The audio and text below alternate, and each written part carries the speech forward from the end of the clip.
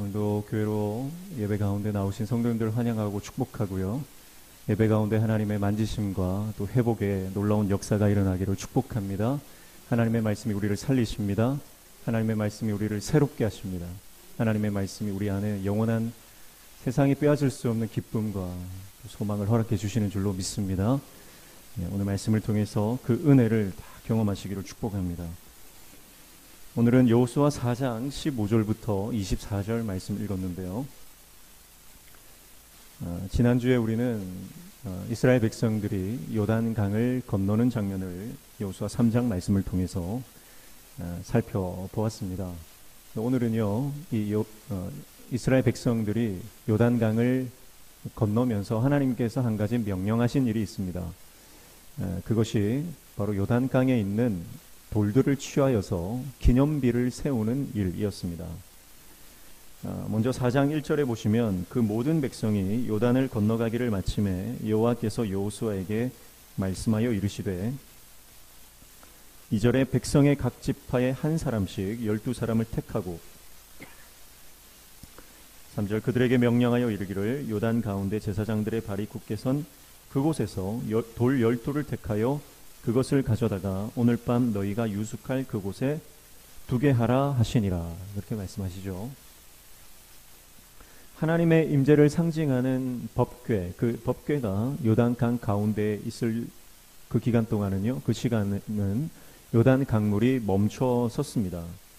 요단강이 갈라지는 기적은 하나님의 말씀이 요단강 가운데 있을 때 계속 지속이 되었죠. 그래서 그 법궤를 맨 제사장들은요, 요단강 가운데 그대로 남아 있었고요.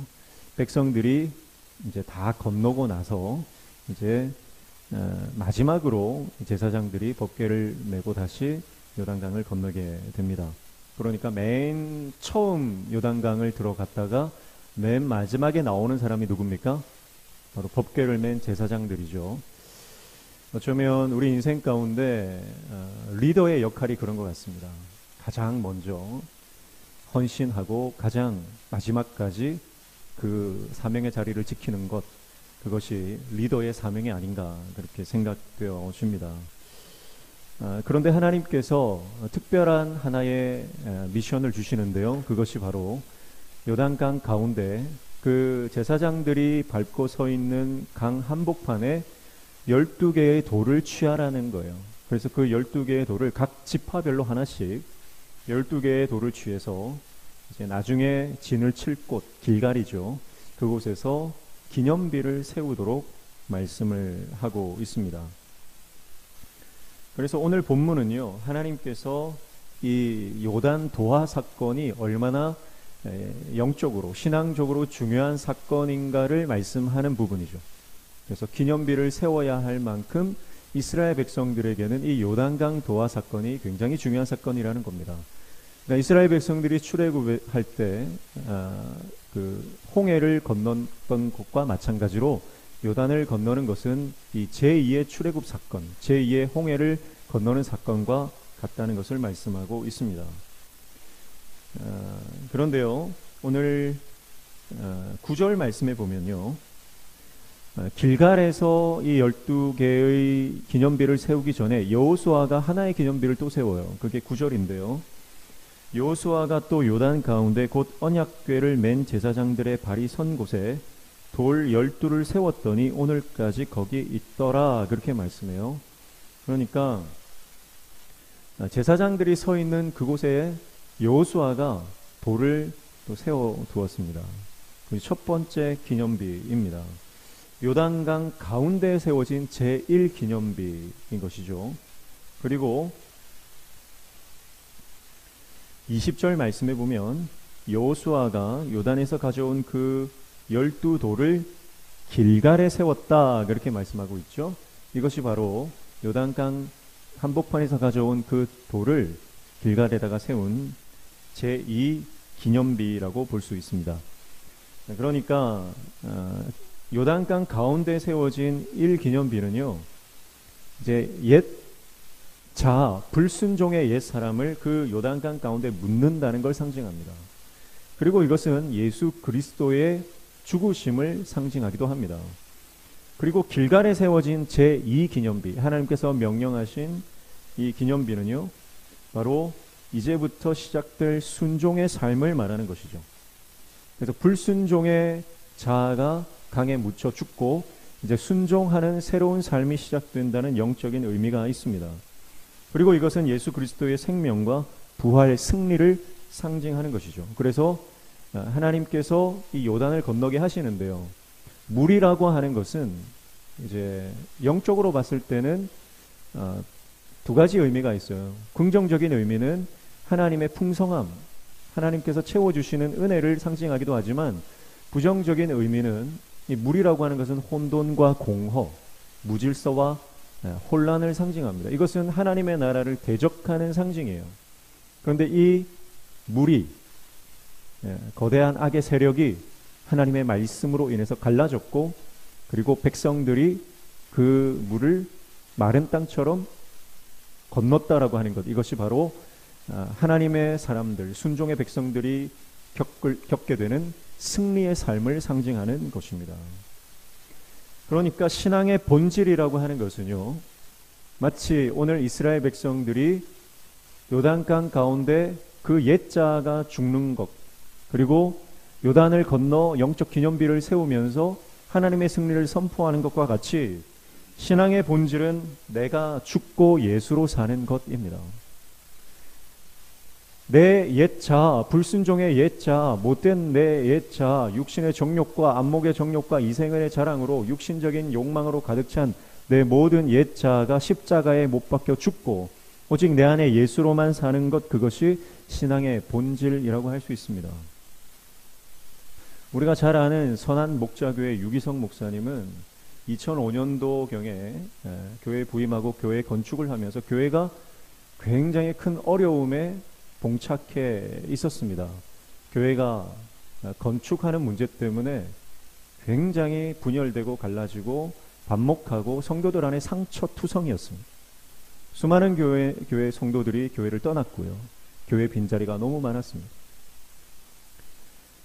그런데 유기성 목사님께서 성도들에게 도전한 것이 하나였어요. 그게 뭐냐면 바로 나는 죽고 예수로 사는 삶을 살자는 거였어요. 성도들이 신앙의 본질을 회복하기 시작할 때 교회가 회복되기 시작했습니다. 그리고 한국 교회를 영적으로 이끌어가는 영적으로 강력한 교회로 하나님께서 그 선한 목자교회를 사용하시는 것을 우리가 볼 수가 있죠. 여러분, 우리가 인생을 살아갈 때에 인생이 복잡해 보입니다. 그러나 승리하는 사람들은 대부분 인생을 단순하게 살아가는 것을 볼 수가 있어요. 그것은 바로 우리 인생에서 가장 핵심 가치, 가장 중요한 본질적 사명을 붙들고 살아갈 때 우리 인생은 반드시 승리한다라고 하는 거예요. 여러분, 오늘 저와 여러분이 교회에 나오는 목적은 내가 십자가에서 내 자아가 죽고 오직 내 삶에 예수가 사시기를 원하는, 내가 죽고 예수로 사는 삶을 살기 위함인 줄로 믿습니다. 그것이 가장 본질적이고 핵심 가치입니다. 갈라디아서 2장 20절 말씀에 내가 그리스도와 함께 십자가에 못 박혔나니 그런즉 이제는 내가 사는 것이 아니요 오직 내 안에 그리스도께서 사시는 것이라. 이제 내가 육체 가운데 사는 것은 나를 사랑하사 나를 위하여 자기 자신을 버리신 하나님의 아들을 믿는 믿음 안에서 사는 것이라. 내가 죽고 예수로 살아야 하는 것입니다. 예수 그리스도 안에 사는 믿음의 삶만이 신앙의 본질적인 삶인 것입니다. 또 고린도후서 5장 17절 말씀에 그런즉 누구든지 그리스도 안에 있으면 새로운 피조물이라 이전 것은 지나갔으니 보라 새 것이 되었도다 말씀합니다. 이전 것은 지나갔으니 보라 새 것이 되었도다. 오늘 요단강 한가운데에 이스라엘 백성들의 옛적 자아, 불순종의 모든 삶이 수장되는 것과 같은 영적인 놀라운 회복의 역사가 일어나기를 축복합니다. 그래서 오늘 이 시간 예배하는 저와 여러분 모든 삶 가운데 이제는 하나님의 말씀 안에 새로운 역사를 경험하는 인생이 되시기를 축복합니다. 이전 것은 지나갔다는 거예요. 이전 것은 지나갔다. 그래서 사도 바울은 예수님을 믿기 이전의 삶을 배설물로 여겼다 그랬습니다. 그가 가진 수많은 외적인 유리한 조건들이 있었습니다. 그는 로마 시민권자였고 그는 가장 고등학문을 수학했던 사람입니다. 그리고 그는 유대인 중에 유대인이었습니다. 그는 외적으로 좋은 스펙을 다 갖춘 그런 사람이었습니다. 그런데 예수님을 믿고 난 이후에 그 모든 세상적인 스펙이 아무것도 아니다. 이것은 배설물과 같다 여기는 거죠. 여러분, 내가 예수님을 믿기 이전의 가치를 전복시키는 것, 그것이 바로 십자가의 능력인 줄로 믿습니다. 그래서 우리가 십자가만이 유일한 가치, 십자가만이 유일한 소망임을 깨닫고 그 십자가를 붙들고 나아갈 때 우리 인생에 놀라운 회복의 전환점이 일어나게 되는 거죠. 그래서 우리는 예수 그리스도를 믿고 따라가는데요. 사실은 예수라고 하는 이름 자체가 예수님이 살던 그 당시에는요, 오늘 우리 철수, 영희 그런 것처럼 아주 흔한 이름이었습니다. 원래 예수라고 하는 이름의 뜻은 구원자라고 하는 뜻이죠. 좋은 뜻이기 때문에 이스라엘 백성들이 염원하던 그 구원이라고 하는 이름을 저마다 많이 썼던 것이죠. 그런데 예수님께서 십자가에 달려 죽으심으로 율법의 나무에 달린 자마다 저주를 받은 자다 그랬기 때문에 예수님이 십자가에 달려 죽으심으로 말미암아 예수라고 하는 이름 자체가 저주받은 이름이 되어버렸습니다. 예수님 때문에 예수라고 하는 이름이 버려진 이름이 되었어요. 저주받은 이름이 되었어요. 그래서 유대인들은요, 예수라고 하는 이름을 지금도 싫어합니다. 지금도 예수 하면 그건 저주받았다 생각을 해요. 그래서 예수라고 하는 이름을 쓰지는 않습니다. 그러나 우리는 어떻습니까? 세상 사람들이 저주받았다고 버린 그 이름이 우리의 심장을 뛰게 합니다. 세상 사람들이 이제는 가치 없다고 버리고 짓밟아 버린 그 이름을 우리는 세상에서 가장 아름다운 이름으로 부르고 있습니다. 여러분, 예수 믿는다는 것은 가치가 변하는 것입니다. 생각이 변하는 것입니다. 기준이 변하는 거예요. 그래서 나는 죽고 예수로 사는 것, 그것만이 우리 신앙의 참된 본질이라 하는 것이죠.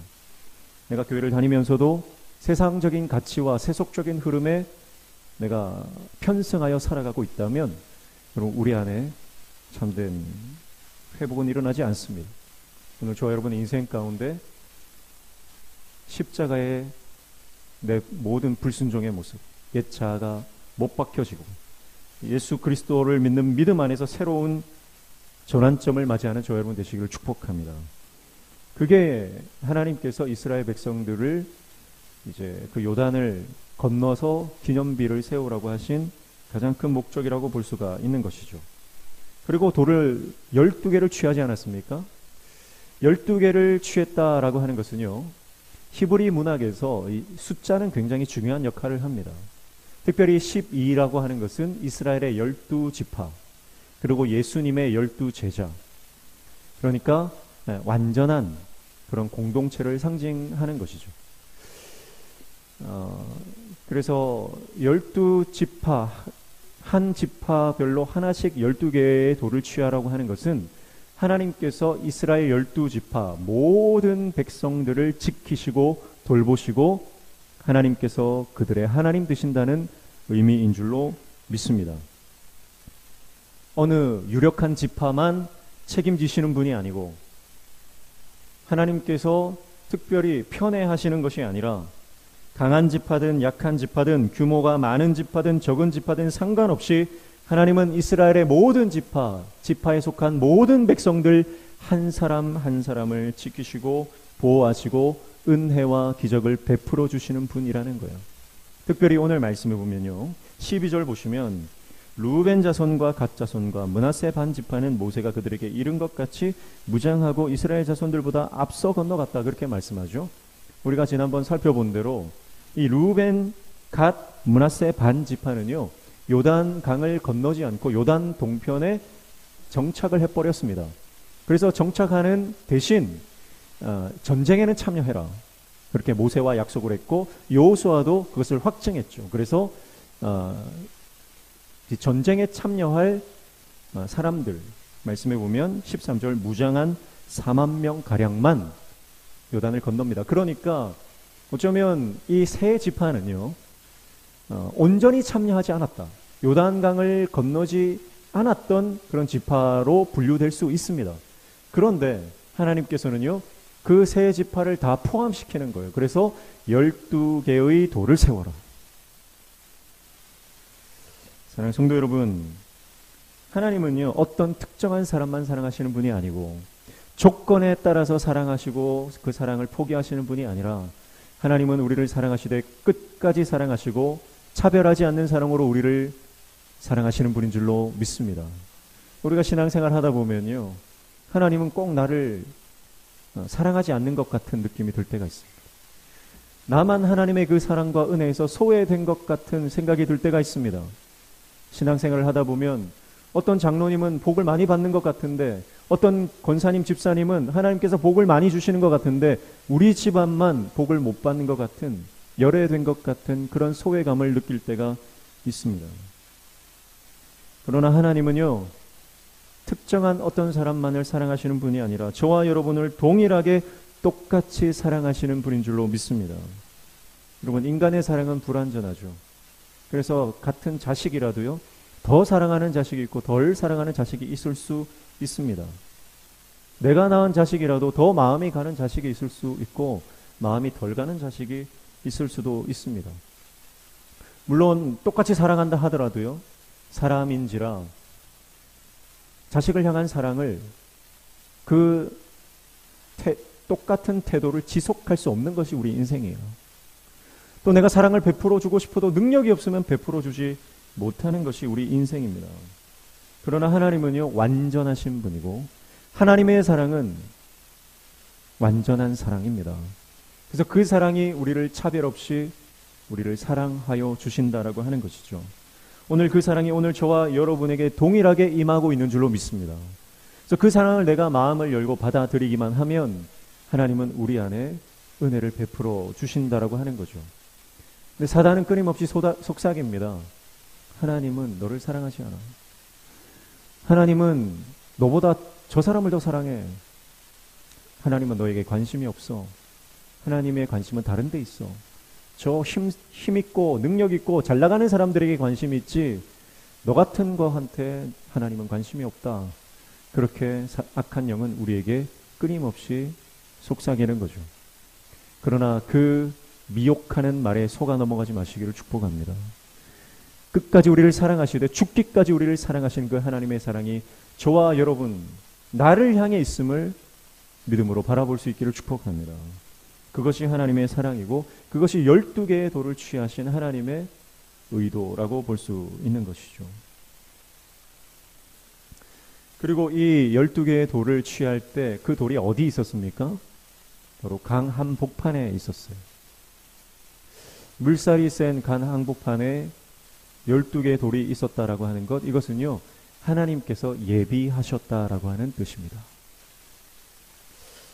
요단강, 넘실거리고 범람하는 그 강, 그러나 하나님의 말씀을 의지하여 법궤를 메고 그 땅에 그 요단 강물에 발을 내딛었을 때 그 요단강이 갈라지고 그리고 하나님께서 예비하신 12개의 돌이 보이기 시작합니다. 사랑하는 성도 여러분, 우리가 생각할 때는 고난이고 고통이고 시련이고 역경입니다. 그러나 믿음으로 그 역경을 통과할 때 그 역경 한가운데, 고난의 한가운데 하나님이 예비하신 은혜의 기념비가 거기에 예비되어 있는 줄로 믿습니다. 그러니까 어쩌면 우리가 고난이라고 생각했던 그 고통의 자리가 하나님의 예비하심을 경험하는 공간이 된다는 거죠. 여러분, 그것은 우리가 믿음으로 그 땅을 밟을 때, 믿음으로 그 물길을 거슬러 올라갈 때 시작되는 사건입니다.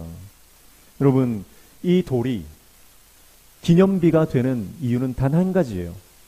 그것은 이 기념비가, 이 돌들이 요단강 한복판에 있었기 때문입니다. 그것만이 유일한 이유입니다. 하나님께서는 기념비를 세울 때 멋진 돌, 큰 돌, 화려한 돌, 뭔가 특정한 어떤 성분이 함유된 그런 암석을 골라라고 말씀하지 않았습니다. 하나님께서 돌을 고르라고 하실 때는 요단강 한가운데 제사장들이 발을 딛고 서 있는 그곳에 돌을 취하라고 말씀하신 것이죠.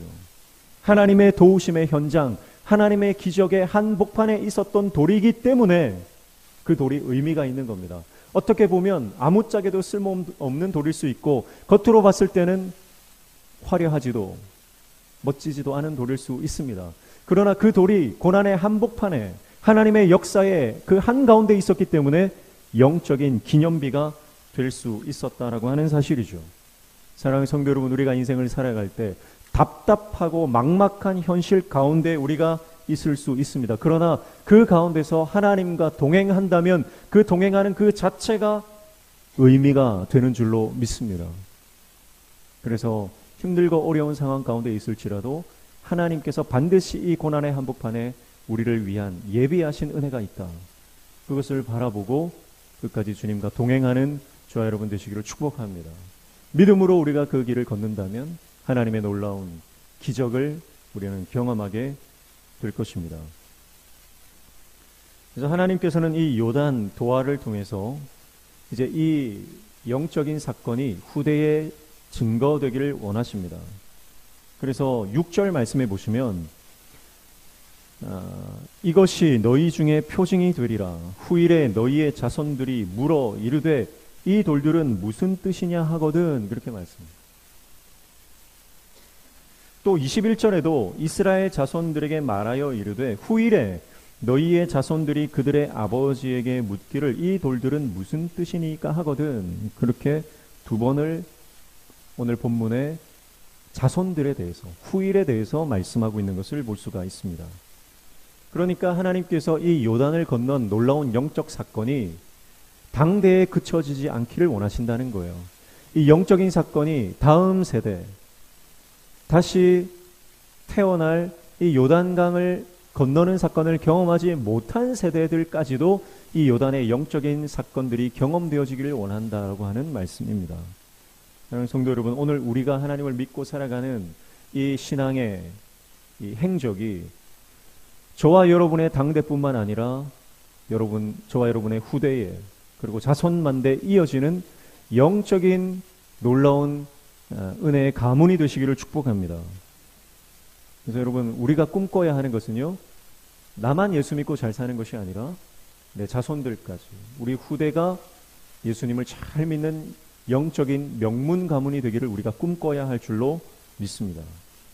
그래서 이 후대의 이 신앙이 전수되기를 원하시는 하나님의 마음인데요, 24절에 보시면 이는 땅의 모든 백성에게 여호와의 손이 강하신 것을 알게 하며 너희가 너희의 하나님 여호와를 항상 경외하게 하려 하심이라 하라. 그렇게 말씀합니다. 그러니까 우리가 믿음으로 요단을 건너갈 때 우리가 이 요단을 건너간 믿음을 통해서 우리의 후손들과 또 믿지 않는 수많은 사람들이 하나님이 어떤 분이심을 알게 되고 그리고 우리를 통해서 하나님을 경외하는 백성으로 그들이 거듭나게 된다는 말씀을 하고 있는 것이죠. 여러분, 우리가 이 땅을 살아갈 때 하나님과 동행하며 하나님의 기적을 경험하는 그 간증들이 저와 여러분뿐만 아니라 우리의 자손들과 그리고 믿지 않는 수많은 사람들에게 하나님의 이름을 드러내고 또 그들이 하나님을 믿는 백성으로 전도의 역사가 일어나는 놀라운 통로가 되게 될 줄로 믿습니다. 고 하영조 목사님은 그가 23살 나이 때 폐결핵에 걸려서 1년간 폐결핵 요양소에서 지내게 됩니다. 당시에 23살 청년이 아무것도 할 수 없는 상태의 요양원에 누워서 세상 사람들도 이제 그는 희망이 없다, 가능성이 없다, 그렇게 말하는 절망적인 상황 가운데 놓여 있었습니다. 그는 몸의 힘이 다 빠져나가고 아무것도 할 수 없는 상태, 그래서 할 수 없는 것이 대부분인 삶을 살았습니다. 시체처럼 병상에 누워서 그는 23살 청년이라면 힘있게 당당하게 살아가야 함에도 불구하고 그는 아무런 힘도 없이 그렇게 병상 가운데 있었습니다. 그러나 그는 내가 할 수 있는 한 가지를 발견했습니다. 그것은 바로 예수님을 바라보는 것이었습니다. 다른 여느 23살 20대 청년들이 할 수 있는 것들은 그가 할 수 없었지만, 그러나 그가 할 수 있는 것 한 가지가 있었어요. 그것이 바로 예수님을 바라보는 것이었습니다. 그래서 그는 그 병상에서 일기를 쓰는데요. 뭐라고 일기를 쓰냐면, 그러나 나에겐 주님이 있다. 그러나 나에겐 주님이 있다.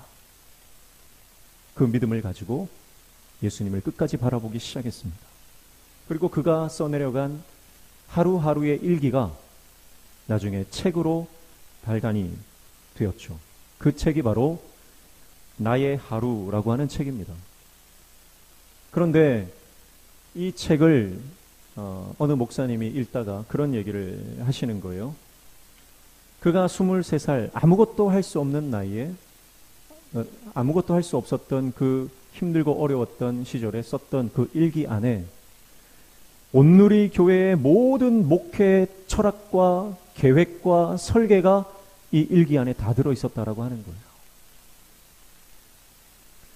사랑하는 성도 여러분, 우리가 힘들고 어려운 고난의 한복판, 세상 사람들이 이제는 끝났다고 말하고 소망이 없다 그렇게 생각되어지는 우리의 삶 가운데, 그러나 나에겐 주님이 있다. 그래서 주님을 바라보고 우리가 매일매일 하나님을 찬양하고 하나님을 예배하고 감사로 올려드리는 모든 제목들은요, 우리 삶의 영적인 기념비가 되는 줄로 믿습니다. 그래서 영적인 기념비라고 하니까요, 우리가 뭔가 대단한 것을 말하는 것 같지만, 여러분, 우리가 일상 가운데서 하나님과 동행하며 하루하루 하나님 앞에 감사하는 그 모든 감사가 우리 삶의 영적 기념비가 되는 줄로 믿습니다.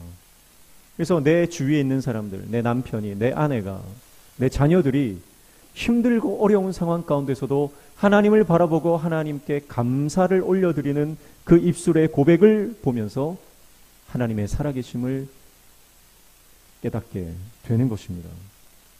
오늘 저와 여러분이 드리는 작은 감사 하나가 하나님께서 기뻐하시는 위대한 영적 기념비가 되는 줄 기억하시기를 축복합니다.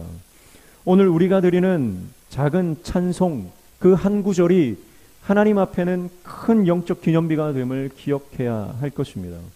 오늘 힘들고 어려운 상황 가운데서 우리가 하나님 앞에 예배하는 그 한 시간의 예배가 하나님 앞에서는 하나님이 기뻐하시는 영적인 기념비가 됨을 기억해야 하는 것이죠. 세상 사람들은요, 자신의 업적, 자신의 치적을 드러내기 위해서 커다랗고 거대한 어떤 기념비를 세웁니다. 그러나 이 영적인 기념비는 세상의 것과 다른 거예요. 우리의 일상 가운데서 하나님을 바라보며 한 걸음 한 걸음 묵묵히 감사와 기쁨으로 걸어 내딛었던 그 한 걸음 한 걸음이 하나님 안에서 거룩한 영적 기념비가 되는 것이죠. 사랑하는 성도 여러분, 하나님은 우리를 사랑하십니다. 하나님의 사랑에 의심하지 말고 그 사랑을 붙잡고 오늘도 저와 여러분이 처한 삶의 그 현장, 가정과 직장과 또 힘들고 어려운 그 삶의 한복판에서 주님과 동행하시기를 축복합니다. 내 혈기로, 내 의지로, 내 힘으로, 내 지혜로 살아가려고 하는 모든 시도를 십자가에 못 박고 예수 그리스도와 동행하며 그분이 주시는 말씀으로 하루하루를 살아갈 때, 여러분, 우리의 삶의 한 걸음 한 걸음은 영적인 기념비가 되어 우리가 살아간 그 삶의 족적을 바라보던 믿지 않던 가족과 친구와 세상 모든 사람들은 하나님의 살아계심을 깨닫게 되고 주님을 경외하는, 하나님을 예배하는 인생으로 변하게 될 줄로 믿습니다. 오늘 이 요단을 건너며 하나님께서 명령하시는 영적 기념비를 세우라고 하시는 이 말씀이 오늘 저와 여러분의 인생 가운데 강력하게 순종되어지는 놀라운 은혜가 있기를 축복합니다. 그래서 우리의 삶을 통해서 하나님의 살아계심과 그 능력이 드러나고 우리의 예배를 통해서 믿지 않는 수많은 영혼들이 주님 앞에 나와 함께 그 구원의 반열에서 하나님을 예배하게 되는 놀라운 역사가 일어나기를 주님의 이름으로 축복합니다. 기도하겠습니다. 하나님 아버지, 믿음으로 살아갈 때에 이전 것은 지나가는 줄로 믿습니다. 주님이 있기 때문입니다. 주님이 우리를 사랑하시기 때문입니다. 고난의 한복판에 있어도 그 고난의 한복판이 하나님의 예비하신 축복의 장소가 되는 이유는 하나님이 살아계시고 우리를 사랑하시기 때문인 줄로 믿습니다. 그 사랑을 붙잡고 날마다 승리하는, 나는 죽고 예수로 살아가는 복된 삶을 살아가는 우리의 인생 되도록 주님 우리를 붙들어 주시옵소서. 예수님의 이름으로 기도하옵나이다. 아멘.